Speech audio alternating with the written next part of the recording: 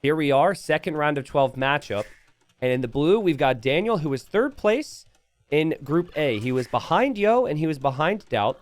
Very reasonable season for him. Remember, he was a player who was promoted up from gold. So coming into this season on paper, we should have been thinking this is a player who's simply struggling to survive. Daniel is in third place. He's the only player who got a win off of Yo in that entire group. He's really talented and ready to go here. And then we've got Liereyy on the other side, Nilly. And Liereyy is kind of the favorite in any set he plays, unless it is maybe up against like 3 or 4 players. Basically, the other players people would consider to be top 5. So that's not Daniel. Daniel's going to have his work cut out for him here. Yeah, absolutely. And especially on game 1, right? We feel Liereyy right now probably considered to be a top 3 player, won the last $10,000 tournament, the last one of the bigger ones. And here on El Dorado with the best civilization on this map, Chinese, simply because they start with so much better of a villager lead at the start, as you can see. Once we get Loom, basically 3 villagers ahead here. Crazy on this map. Yeah, and I think it was the very first pick for Liereyy, so he's really coming out and really looking to get the series started in the right way. Now, Liereyy had never played El Dorado in the group stage until the final round, which we covered together. It was Liereyy Viper.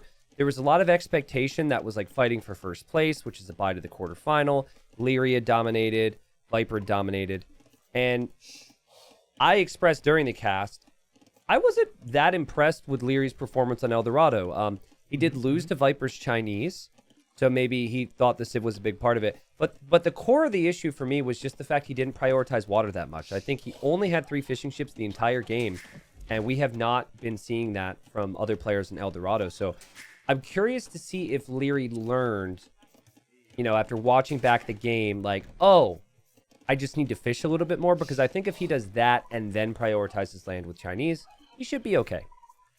Mm-hmm. And Daniel will do a lot of fishing ships. That at least is what we're hoping for him, right? Yep. Wouldn't be surprised if he tries to squeeze out 8, 9 fishing ships late feudal age, if he can somehow stabilize till then. Yeah, and again, just to repeat myself, I spoke a lot with Daniel before the season and during the season. Go ahead. No, I was sneezing. Oh, you were sneezing? Okay, bless you. And before the season, Daniel was like, I think I can reasonably reach playoffs. That's my goal. Mm-hmm. And so he will already be very happy here. Like, he'll know he's the underdog against Liereyy.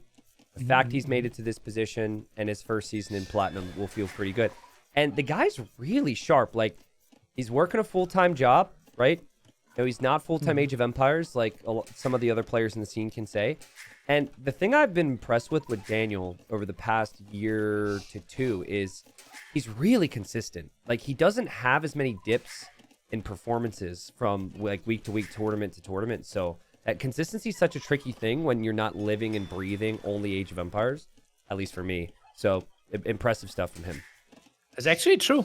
I don't remember Liereyy, Daniel ever losing to someone that is not considered a top 15 player, right? Yeah. There was no shakeup. Like, let's say those players that are who are like number 20, like the Miguels, maybe Sebastian, Mihais. Daniel's consistently beating those. Yeah, and if you look at the group, he lost to Yo 2-1. He lost to Doubt 3-0. He won against Valis 2-1. And then That's crazy. And then he beat Running, and then he beat Licks. Yeah. So, yeah, I mean, and like you can go all the way back with gold as well. So I think like the main question then is, of course, what level are we going to see from Liereyy throughout this series? Is Liereyy going to be able to bring his level with consistency, because his peak level is some of the best Age of Empires possible? Yeah, like that's the big question mark, right? And we will see how he will adjust to what he just scouted. By the way, the walls will be fully finished, as it looks like. Yeah. And Daniel's playing something like Fast Castle here, while Liereyy is still in there, did not go on to gold. Now adding a second dock, he will go for lots of fishing ships. Yeah, interesting stuff here from Daniel. He might trap this. Oh, I got real excited. Never mind. But yeah, it definitely feels like play it safe, Fast Castle. Maybe take a bit of a risk here to get the best of Liereyy. seems to sense that Lierey's going to be up here. Really impressive work from Daniel's scout. And Liereyy gets hit by the TC. Scout unlikely to achieve a lot, but you could have bought more time, right? Yeah. And kept the scout at home. Now Daniel doesn't really know what Liereyy is up to. Liereyy, basically, this scout he knows everything, right? This is just like, try to keep the scout of Daniel at home. And be as annoying as possible, force some garrisons. Yeah, and honestly, there's an argument to be made here that oh god, Lierey's really... Lierey's really being annoying. There's an argument to be made that you actually want to leave your base right now, but you just don't know if your opponent's adding military. And actually what it is from Liereyy, this is clearly an adapted approach from what we saw from him in the group stage, is he goes double dock, is adding more fishing ships of his own, and is also adding fire galleys. It's pretty sick. Like how he's instantly like knowing, okay, this is a heavy water game, not even building a barracks, instant reaction. Have to love it. I also really like the one fire galley into fishing ships because it's quite smart because if you go multiple fire galleys, it still takes so long for payoff. And the Japanese player might just be able to stabilize anyways if they expect it. So, I don't know. Like, I was expecting Daniel to kind of play like Liereyy is, to be completely honest with you. The fast castle play is definitely a high risk, high reward from Daniel here. Liereyy wasn't really on gold for a very long time. That's why he could only afford one fire galley. Now he is on gold with 6 in total. That's why you see he's queuing up some more, but still 8 fishing ships against 5. Yeah. Has to be happy with that. There's a second dock going up for Daniel, though, which is, I think, really key to this. We've talked about it all the time. You can't give up water. And Daniel's fast castle is a bit delayed because he forgot he needed to make a mill. But that's not going to be a big deal for him. He's going to complete the market, the blacksmith. And he will be up to Castle Age. The problem then is Lierey's going to be up to Castle Age pretty soon as well. Liereyy already with a barracks. So we could see a stable or an archer range here in combination with his navy. Yeah, and people getting a bit scared because of the score difference. But remember, a lot of that is scouting. Every percent that you scout gives you 10% plus 100 resources or 1,000 resources invested in the Castle Age click. Also takes away 100 points for you. Yeah. So, Daniel hasn't completely forgotten about water. He is adding another fire galley, but because he's added a barracks to invest into the middle, and because obviously he's gone fast castle, he made the market, he made the blacksmith, it's just kind of tricky for him. And Lierey's got 5 ships at the moment. So Liereyy should be able to contest and maybe even win water here. Because Daniel just doesn't have the numbers yet. But if Daniel can maybe stabilize, get the war galley upgrade, start to push back on water, could be really big for him. But it's just, because Daniel's walled up, because he just is invested into the fast castle, he doesn't have the map control on land or water at the moment. This is tricky. Nice block here with the fishing ships. Can maybe find a kill. This is beautiful. Ooh, Daniel, let's go. Sorry, and could continue to do that, of course, being Japanese, and that's going to be annoying for Liereyy because you've traveled all this distance. You want kills. I think what's critical is Liereyy behind this has more fishing ships working and more villagers because of being the Chinese. So that's the key part. We've seen players arrive with the aggression like Lierey's doing and not find value and not have any fish. You got to have fish of your own. I like that from Liereyy. Yeah. Added the one fire galley, then some fishing ships, and well, it will be the double monastery, triple monastery by Daniel. On a map where you've limited gold? I guess he's just going to send his vills to the middle and start mining that gold. But Daniel, this is the last thing I expected to see from him at the start of this age. What in the world, man? He has 1k gold still left, so he can get some monks, but it won't be a crazy amount. Scouts arriving. Yeah, scouts are arriving. I mean, kind of a dream scenario if you've got scouts to see triple monastery. But, Japanese spearmen there to protect could be important. It feels like this is going to go very right for Daniel or very wrong, right? This is heavy, heavy commitment into monks. War galley upgrade instantly for Liereyy. Water still relevant. And, well, Liereyy, he is not on stone and not really going for the center. The big thing is, though, that Daniel sold his stone, so not a lot of protection in the center. Yeah. And Daniel does have fires looping to the south. If he could just go through and kill fishing ships, I think he'll be happy with what he's accomplished on water. He's still been able to fish.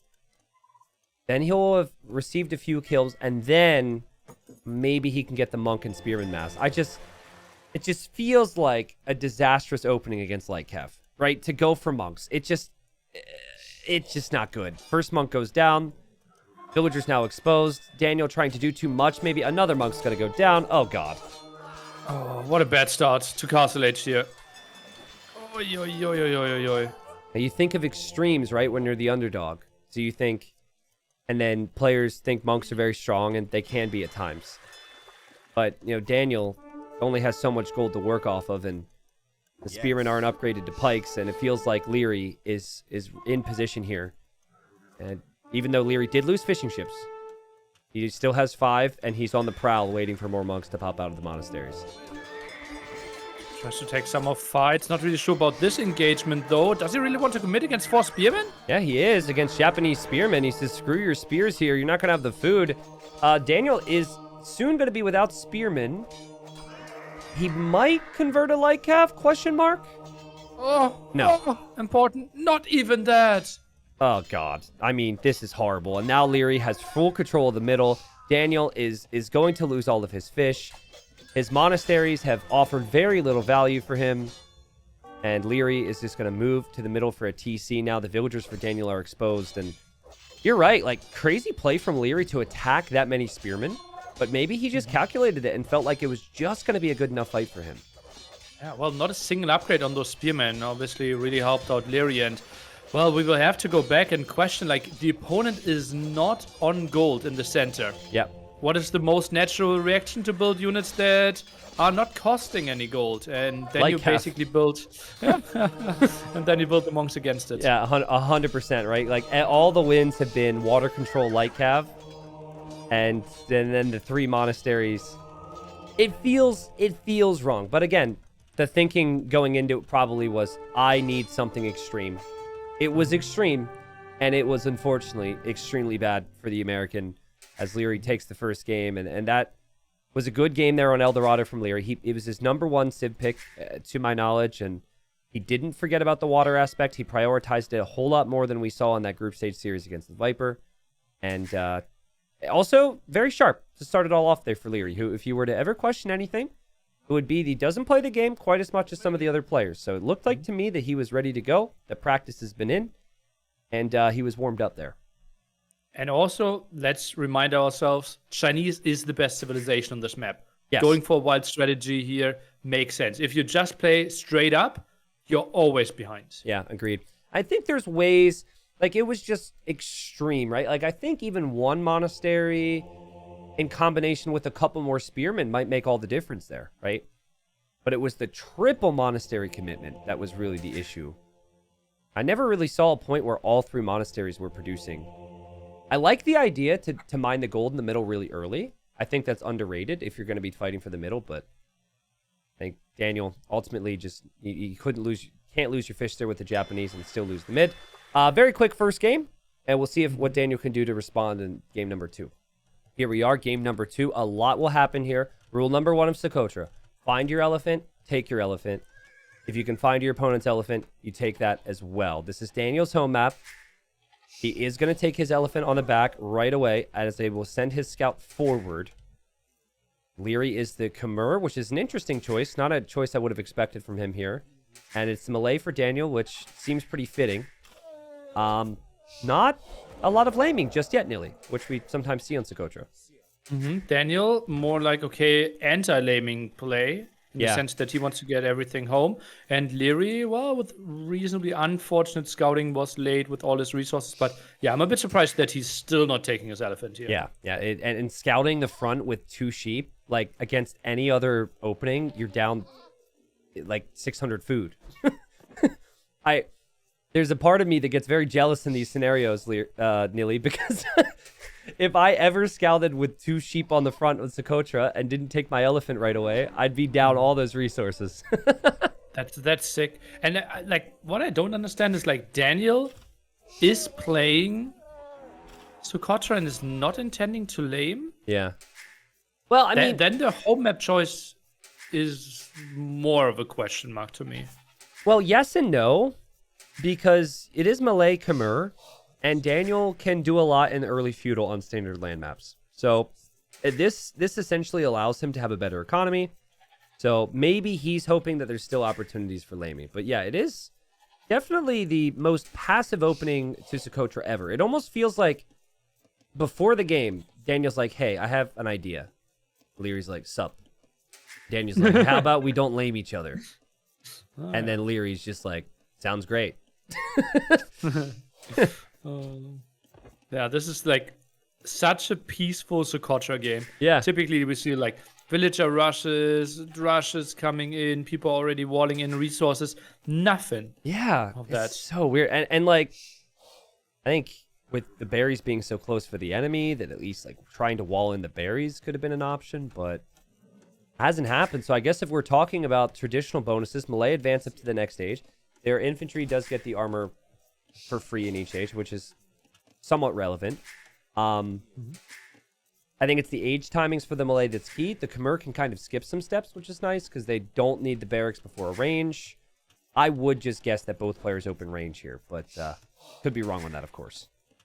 It could also be a Thrush, right? With melee, you get the extra armor, Yeah. try to play some militia, then follow it up with some skirmishers.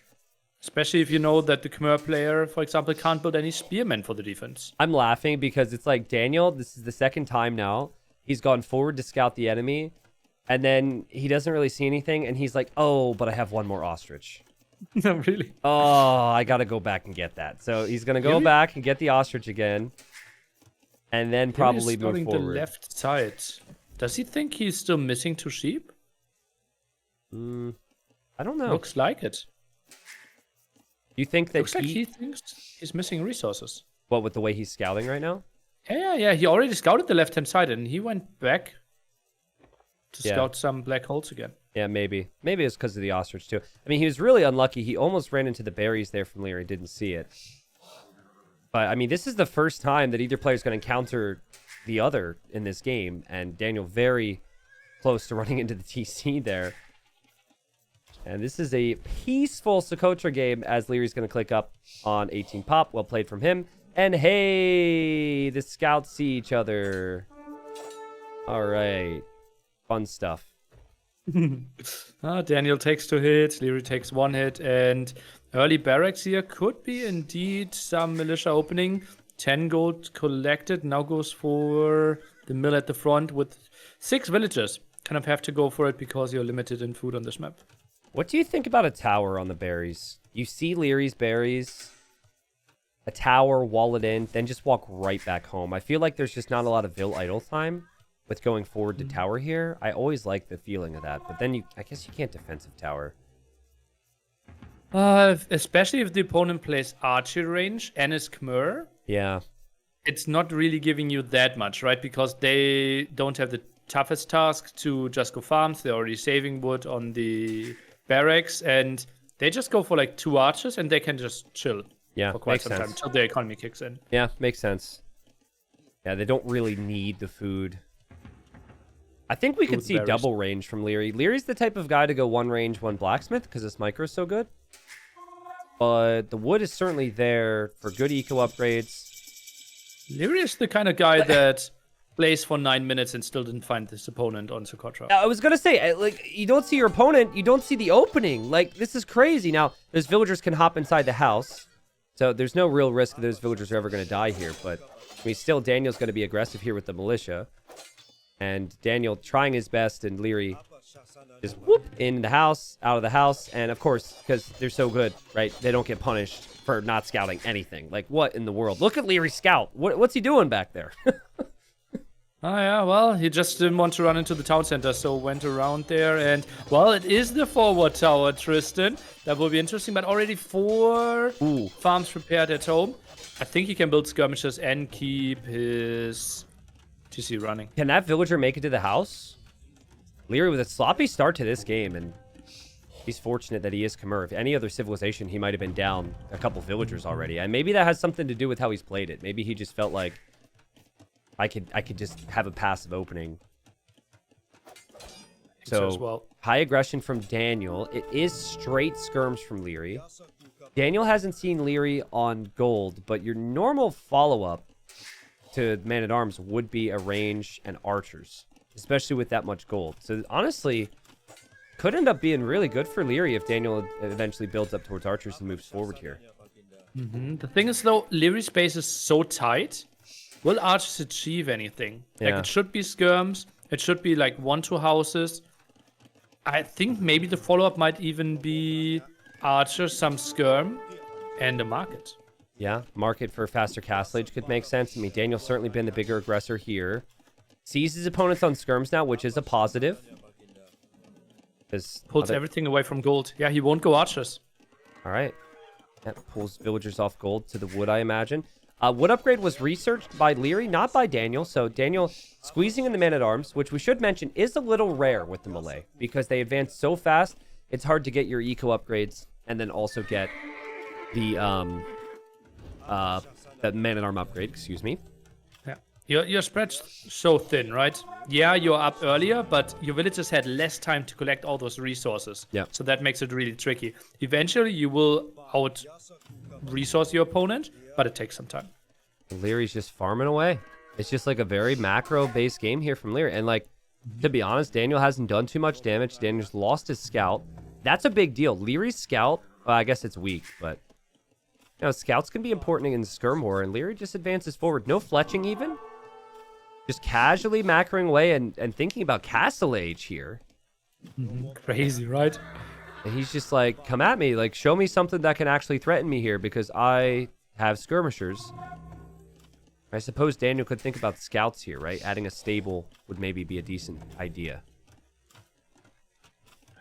More houses everywhere, and Liereyy, it just feels like he's untouchable. Yeah. Just needs a blacksmith, some more gold, and his castle age will be so quick. But, like, isn't it wild? From the start, you can just see the dominance, right? Like, Lierey's just like, there's no concern. There's so much confidence in what he moves forward with. Like, you would always feel, if you're not Liereyy, that advancing forward like this when there's still Man-at-Arms and the opponent had an archer range is risky. And maybe he's actually getting punished for it now. Looks like it, yeah. Well, only takes 1 damage here. And those Man-at-Arms can close the distance. Can we see some walls? Oh, Daniel doesn't go for the quick walls. Yeah, no quick walls from Daniel. It's no counterattack either, though. So I suppose that is going to be the positive here for Liereyy. And behind this, Liereyy, that crazy farming eco. 15 farms. He's on gold, so he'll be thinking about castle age. And look at the food income for Liereyy and look at the food income for Daniel. Sick. Yeah. I mean, it is horrible for Daniel by comparison, right? Like, even res collected's probably massive difference right now. 500 more food collected for Liereyy. 700 more resources. And Daniel has as many vills. It's just the macro that Liereyy has in the balance. Khmer farms are just so sick. And he kept everything so tight, right? 4 villagers had to move forward to build the tower. That's some walking time, some building time. Then you go for slow resources, being the berries there. Went for gold, went back from gold. Yep. It's all like the small things, and it adds up, as you can see. Yeah. And it's just what he does so well, right? Like, it's what he does in the front with his micro, right? That's what people see. What you don't really appreciate with this guy is everything behind it. He's the perfect ratio of making army and not making too much, but microing, but also macroing at the same time. And usually players are going to have a bit of a different balance. And usually that's going to be max aggression, right? Max aggression, lots of upgrades. That's what Daniel's good at. He has fletching. He's coming forward, dropping a tower here, but Liereyy has enough skirms to push this back. Liereyy just going to counterattack, and Lierey's on his way to castle age. What? Like, smooth play from Liereyy. And on the other side, it's 17 food in the bank. Yeah. The tower might even be denied. Yeah, for so much stone there. The tower, though, is not really protecting the gold too much. So I think there could be another approach. But actually, we already have a stable behind this to counter the skirms. Yeah. This is 8-win Daniel. He got 8 wins in a group with Yo, Doubt, Valis, Running, and then Licks. Solid performance. Fell into the 3rd place spot. And then Lierey's just like if you were to watch just this right now, right, and you didn't watch any of the group stage, you'd be like, oh, this is like someone trying to qualify at the moment, right, for like something against a really big name, right? You wouldn't recognize, it's hard to recognize Daniel's level as beastly as he is because of how smooth Lierey's playing. Yeah. The build order was really clean, right? And game one also felt like, okay, the build order was solid, just the mill was missing, sadly. Yeah. And then the strategy choice simply was taking a big risk. Yep. And Daniel did have the Man-at-Arms, never got the value from it. It was bigger investment into army for him initially when it was eco-focused from Liereyy. Liereyy hits the next age. Lierey's on light cav already. Daniel taps out, and to be completely honest with you, it might seem like you want to see him fight a little bit more. I think the guy's completely toast here. Yeah. Lierey's... You fight a guy that's in 40 seconds will have +1 armor, light cav, and you're sitting at 9 skirms. Yeah, and you won't have the stone to build a castle. You can't go for infantry because the skirms are still out, and it's just... For as fast as, or for as long as the first round of 12 set was, this one seems pretty quick, but that has always been how it goes with Daniel. It's like he's rolling people, or maybe his strategy choice wasn't necessarily there on the day. It's hard to be too critical of the opening. I thought the opening was fine, and Liereyy just didn't do damage. But I think we should be saying, if you pick Socotra, and you know that Liereyy likes the clean opening types of games, you gotta try and steal an elephant, steal some goats, and like make it messy, right? Yeah. I think taking some more risk, not only in the map choice, but also in-game could have been an option. Pretty sick. And also, like, Men-at-Arms, something we have not seen in quite some time on the very top level, right? It feels like players are too good to defend this. And if Skirm defense can defend Men-at-Arm opening, you have to question if maybe Melee should have opened 2 militia, not 3 Men-at-Arms. Yep. But again, maybe make it messy for Liereyy in the next one. Daniel now down 2-0. Would need to win 3 straight. Otherwise, if Liereyy snags a win from the next 3, Liereyy will be moving on to the quarterfinals against a player he knows very well in Hera. Here we are, game 3. Hoping to see a little bit more fight here for Daniel. The games have been pretty quick. It just feels like for him in game 1, it was an extreme opening. Got to do something wacky. Don't have a lot of faith in my standard play. That didn't work. And then game number 2, just didn't want to make it too messy for himself. And in turn, made it very clean for Liereyy. Now, this map's very different. I also didn't see Liereyy play this that frequently in the group stage. So I'm really curious to see how he plays it with expanding to the additional gold and stones on the little circles on the sides. And also on if he's going to take the berries or not here, Nilly. But it's Franks for Liereyy and Byzantines for Daniel. I think a really good Civ matchup for Daniel here. Yeah. Byzantines are liked a lot. So thinking about this map, it's always symmetrical. Through the center, we have some fish that we could go for. So if both players somehow went up in the same pond, Byzantines would have won the Fire Galley War, which is nice. Yep. And if the opponent goes for a lot of cavalry later on, that's really nice for you, going for camels as well. The big question mark is, how much will Daniel go for his berries and deer? Yeah. You know, what I have seen work well with the Byzantines is go for the dock approach on the front into Spearmen here, because almost always players are opening with scouts on this map, and every time you play it, players are going to have a dock.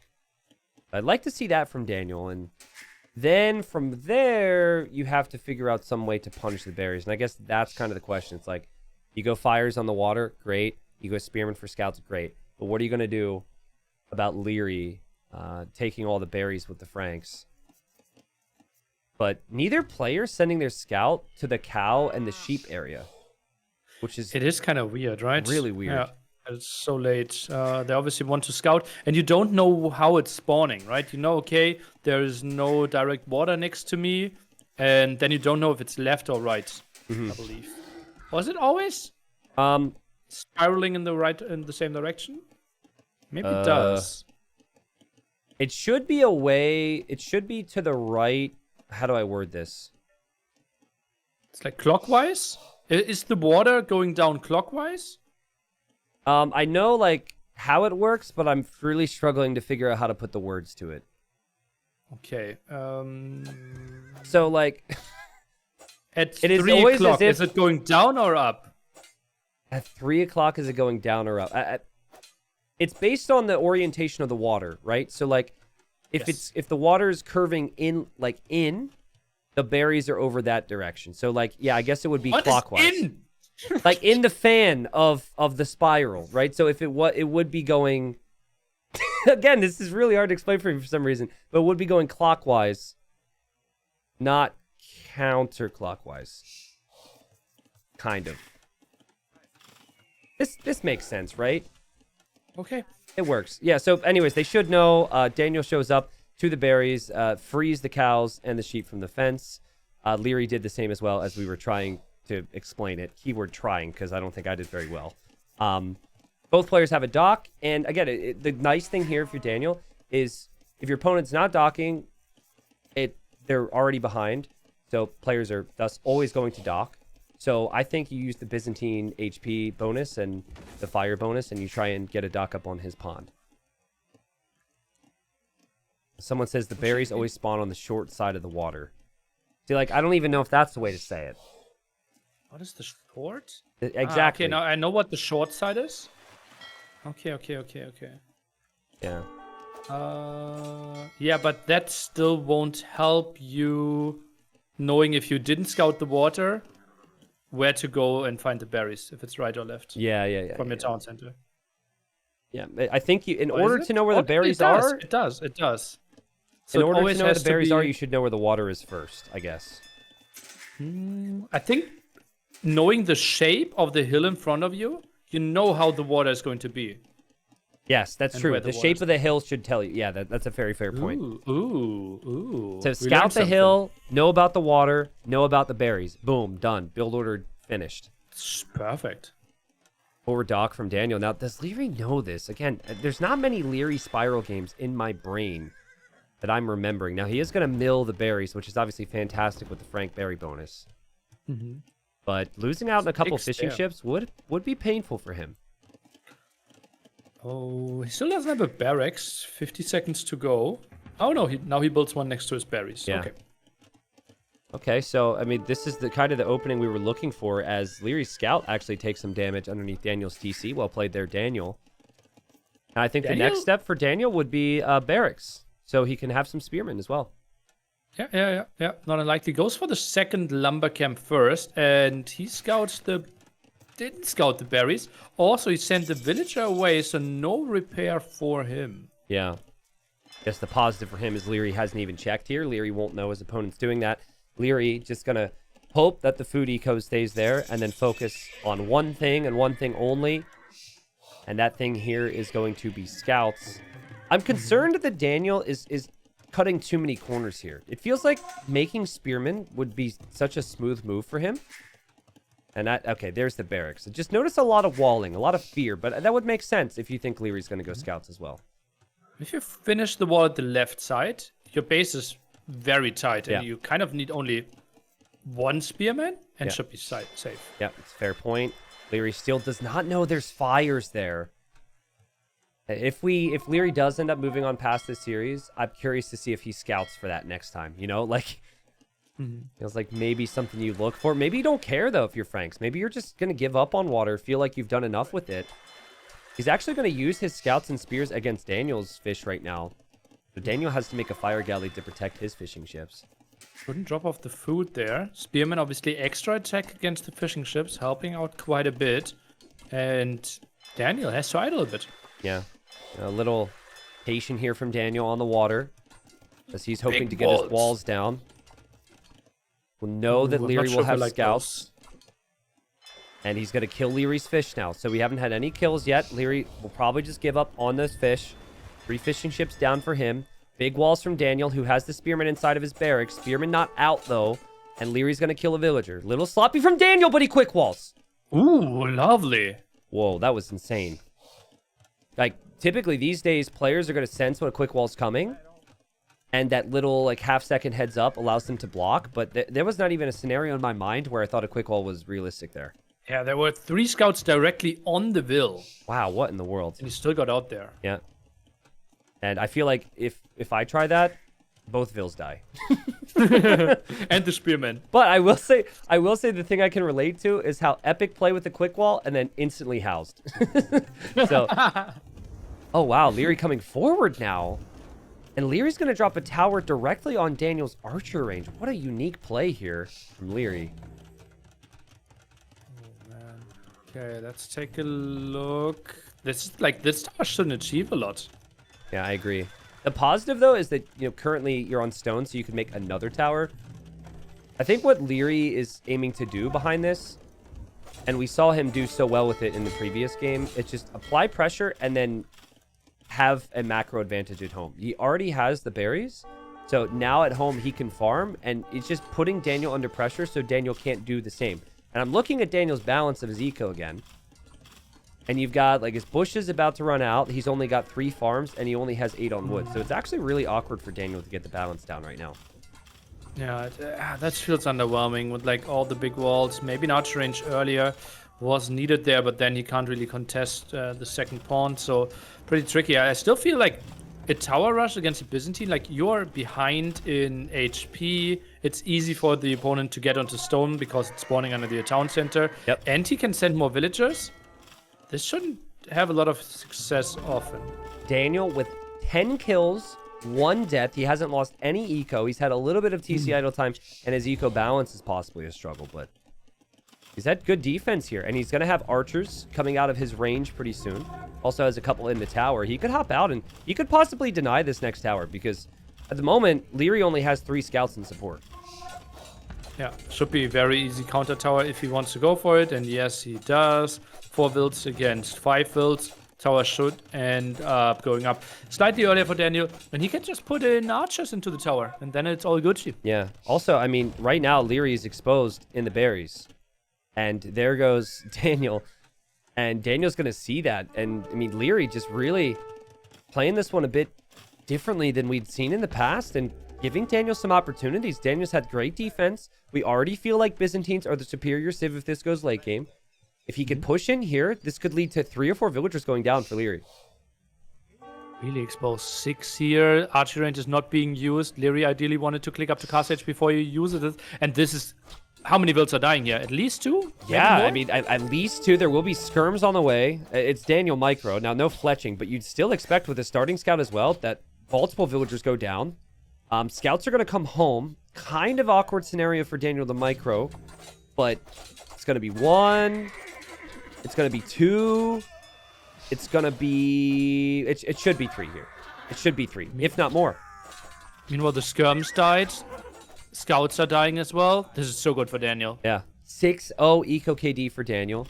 We'll shoot down Lierey's tower. And now we can kill the rest of the villagers from Liereyy because Liereyy doesn't have any army here. This goes so good for Daniel. Look at that. And KD had, was it 10-1? Now it's 17-5? It's just... He won't mind that. Is this Liereyy having not played Spiral in the group stage? I think it is. Right? Like, didn't know about the dock coming. Wasn't really sure on... I mean, the forward tower against Byzantines felt a little bit of a struggle. Maybe taking some risks because of the matchup. But it's a 10-0 eco KD for Daniel. He is walled. My only concern for him is he's not on the way to Castle Age. And Liereyy is. There's a massive difference there. The next concern is... I've seen the Spiral game of Daniel against Yo. Where he was ahead and then lost. How dare you, Nilly? How dare you? Incredibly ahead. As an American, I don't like that you brought that up, all right? We are very pro Daniel. We do not remember Daniel throws, only Daniel victories. Okay. But I mean, it's actually really fascinating, though. Like, think about this. 10-0 eco KD for Daniel. Lierey's in Castle Age, not just faster, but like 5 minutes faster. Which is wild. I guess it's the berries, right? Like, the food income's probably insane for him. Yeah, he's collected 1,300 more food. And then Daniel's collected, like, 1,400 or 1,500 more wood and 500 more gold. But it's a kind of interesting. Normally, you see Eco KD, and you think the player who's in Castle Age faster is just going to be, like, a minute or 2 faster. But because of how this played out, Daniel playing towards walls, not taking the exposed areas of resources, it's actually a pretty significant difference. And like Daniel is walling with like 6 villages right now. Yeah. Like he's so scared. Yeah, I think what you'd expect here is you'd expect maybe a siege push to come in because you killed so much eco. Daniel also sitting on the side area, really wondering. Yeah, Lierey's going to TC the middle. This reminds me of like round 1, almost like Hera Andy on Spiral, right? The sides are kind of forgotten about. You take the middle gold. Can be a little awkward to take the gold there because of how you can build things, or how you can't build things in some areas. After this town center, the next one could actually be next to the berries of Daniel. True. All right, Lierey's starting to get relics. He's trying to use his knights in some way. He's only got 4 of them. Daniel's still 90 seconds off from Castle Age, but still has a massive worker lead. Only 3 on gold right now. Yeah. He has no real control. Yeah, but I think a couple camels, you're okay, right? Daniel could add some stables. But I guess... a couple of camels, like, you have 650 gold left. Daniel does have the left scouted, so that would probably be where he would go. It feels like against any other player, the archers might have actually found villagers. That's why Daniel's left them there, but I don't think Lierey's necessarily going to head that direction. Weird that he didn't use his feudal army more, right? Yeah. He could have killed the woodland at the top. That would have been like the nail in the coffin. Yeah, if he arrived now. Yeah, that's true. I mean, he never scouted it though. That's a downside for Daniel, is he just never really scouted. I think like maybe I don't think he's forgotten about that. The fact that it's not on patrol makes me think it, but he's It's so weird, right? it is very anti-Daniel. If anything, Daniel's going to move his army too much, you know. Yeah. Okay, so the goal for Daniel, having finally made it to Castle Age, is take map control back. And he is adding camels. He's microing his navy against the knights. Fishing ships don't really matter too much at this point. Food eco is looking so much better for Daniel now. He got his farming eco set up. Wouldn't mind to see the second TC in the back corner, just for food and wood eco.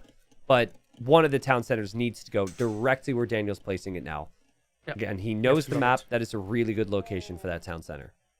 Yeah, absolutely. Next to berries, a bit of wood, stone is close by as well, and he needs some more gold control because it's running out at his main base.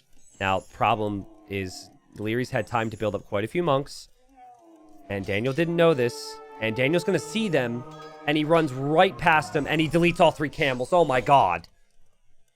Oh, That's ugly. That's so ugly. And you should have seen, like, wow, the relic from the center is gone.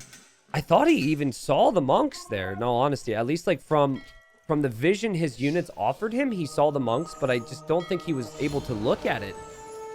Oh, and build count is even, Tristan. How's that a thing?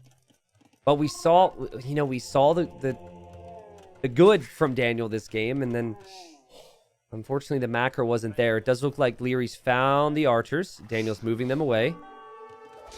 But now you don't really have the camels to engage, and I think after you see those monks, making a couple of scouts and thinking about light cav would be a really nice idea.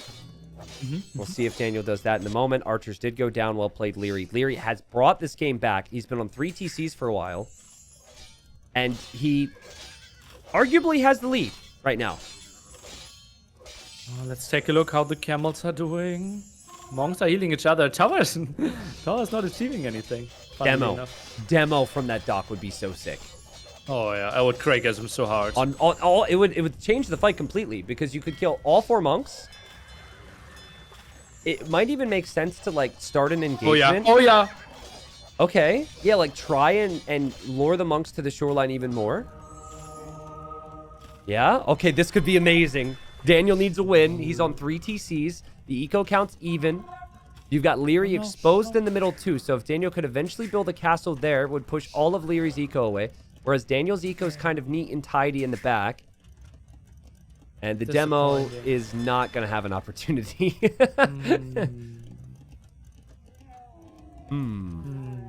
So, maybe you showed too many camels. Yeah, I don't know what Liereyy... I think Liereyy just hit a point there where he felt like, I can't do any more damage here. So let's not just wait far away from my TC and my production buildings. Liereyy just placing outposts now, looking for relics on the right side with some monks. And Daniel seems completely scared to take any engagements, which makes sense. I feel like if you've got camels, though, there's a window where you just stop at like 10 of camels, and you go light cav with camels. And then you can actually engage. Whereas if you just continue to make camels, you're never going to feel like you're in a good spot to engage against an army that has monks. Yeah. And now, are spearmen being added? Oh, yeah. There's light cav too. Sick. For Daniel. Light cav on the way. More stables coming out, so we're going to see the scouts too. Crucial moment in this game because Liereyy needs the stone for a castle. He needs about 100 more. He's dropping a market. I guess he ran out of the stone he was mining somewhere, and he realized that. But really close game here, much closer than the previous ones. You've got 19.5k resources collected from Daniel. You have 19,000 for Liereyy, and Liereyy just has more food and more gold. That's the difference, but not a ton more. What are the next steps here for Daniel? Like, he's going full cavalry. Are you too scared to show your light cav? Because scouting would help him so much here. Just seeing, okay, wow, my opponent already has 11 spearmen. I probably should go for something else than full cavalry. Yeah. I think if you have like 5 or 6 monks with your group, though, the fight could maybe be a bit more realistic. There's also the demo. Okay, Liereyy, Daniel's going to dive. This is the fight that could win or lose the game. The camels go right through everything to get to the other side. But it still feels like this fight is horrible for Daniel. All of his units are disappearing. And the demo kills one villager. Daniel! Oh, so underwhelming. At one point it felt it could have gotten like 15 pikemen. GG, good luck next. No! Well, I mean, listen. All the positive stuff we said about Daniel at the start is true. He is super consistent, and he typically is not going to lose to anyone that's like outside the top 15 or top 16 conversation. Unfortunately for him, when he's up against like Liereyy Hera Vipers, it's always been a quick series. It just always has. I think he struggles to have the confidence maybe to bring his level fully. Maybe he plays a little bit too defensive at times. Maybe he isn't happy to make it messy. I don't know exactly what it is, but he didn't show his best today, and of course Liereyy was very smooth the whole way through. Crazy comeback from Liereyy. It was 0-10 in the eco KD, but the macros still from him, the balance of his eco was so good that he was still able to reach Castle Age like 4 or 5 minutes faster. And that means Liereyy will be up against Hera in the quarterfinals, best of 5. Only one player can move on from there, and Liereyy, Hera, both favorites to win any tournament they play in. So it should be an amazing series. I think in the previous season, they met in the semis, and it was 4-3 for Hera. Oh, okay. And Hera ended up losing in the finals to Viper, right? Yeah, it was Viper. I forget who Viper played in the other semi, to be honest. I think he played Jordan in the quarters, because that was a crazy series where Viper won 3-2. Forgetting who Viper played against in the semis, and that person. Tato. Oh, Tato. Okay, makes sense. And then Hera of course got second place that season. So, I guess we could use this as a moment to kind of talk about that series a bit. I feel as though Liereyy has learned some valuable lessons the last 2 rounds I've seen from him. From the Viper series to this series, he improved on El Dorado and realized we've got to add fish. On this map, you can't go 0-10 in eco against Hera. Right? you just can't. So he will have played it and maybe even looked and seen, oh, Daniel TC'd the side. Oh, did this and that. And hopefully learned a couple things. But Liereyy, Hera, always going to be an amazing match. I'm excited for it. Well played, Liereyy. And again, Daniel, I felt like he reached his goal. He came in here with very little confidence, maybe. And he was like, well, I was 3rd place in the group. I made it to playoffs. I'm happy. And we saw a bit of that today. Well, sick. And tomorrow we have 2 more sets to conclude the round of 12. Yeah, it'll be Veleza and Barles. And then Freakin' Andy versus Dogao, with the winner of Veleza Barles going up against Yo in the quarters. And then the winner of Andy Dogao going up against Viper. What do you think? Veleza Barles, who do you have your money on? My money is on Veleza 3-1. Okay, Veleza 3-1. Seems reasonable. I'm going to go... It's so hard to bet against Veleza, man. But Barros looked so good. I'm going to go 3-2 Veleza. I think that goes to the 5th game. Okay. Reasonable. What about Andy Dogal? Can I go first on this Oh, one? oh, go first. Go first. I'm gonna go 3-1 Andy. I think Andy is actually, I think he understands the maps more in general. Like, I think he has a higher level that he can bring across the whole variety of pools. And I think he's got, I mean, he still has this like consistent level. Like he's winning he's won rounds in other tournaments this week as we're waiting for the playoffs, right? Like he beat Doubt, who showed an insane level earlier. He beat Nikov. I mean, like, I think Andy has to be the favorite. It just feels weird to say against a player like Dogal.